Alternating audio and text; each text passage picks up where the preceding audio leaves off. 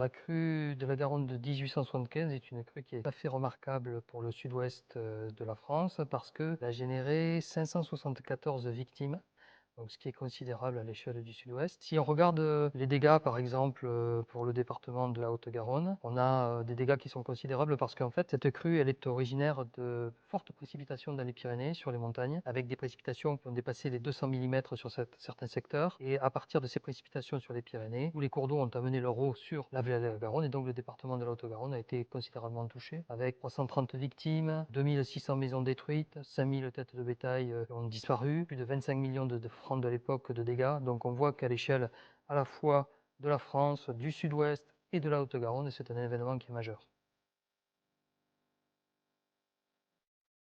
Ce type d'événement peut tout à fait se reproduire et la configuration du bassin versant de la vallée de la Garonne est tout à fait particulier avec deux massifs de montagnes, les Pyrénées au sud, le massif central à l'est. Donc ça joue sur le fait que lorsqu'il va pleuvoir, tous les cours d'eau vont amener de l'eau vers la Garonne. Donc ça c'est un premier point.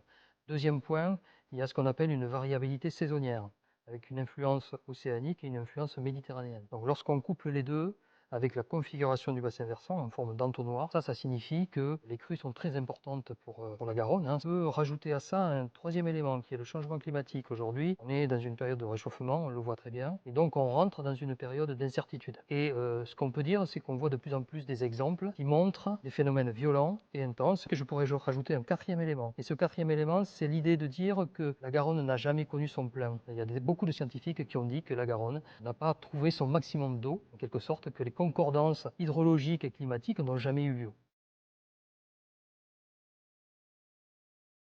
Depuis la crue de 1075, il y a eu toute une série d'aménagements qui ont été mis en place avec des endiguements qui protègent, que ce soit en milieu urbain comme à Toulouse, que ce soit en milieu rural comme dans le Marmandais. Donc ça, c'est une des premières solutions pour s'adapter, à créer des digues. Et il y a aussi toute une série d'outils qui permettent de travailler sur la prévention, notamment par l'intermédiaire de mise en place de plans de prévention de risques d'inondation, qui permet de limiter l'usage, l'occupation du sol, et donc de limiter quelque peu l'urbanisation. Nous avons interrogé 400 Toulousains et la question était: quelle est la crue la plus ancienne? 14% nous ont donné la bonne réponse, ce qui est assez peu. Donc ça veut dire qu'il faut faire un effort sur la mémoire, il faut faire un effort sur la culture du risque et sur la commémoration de ces événements.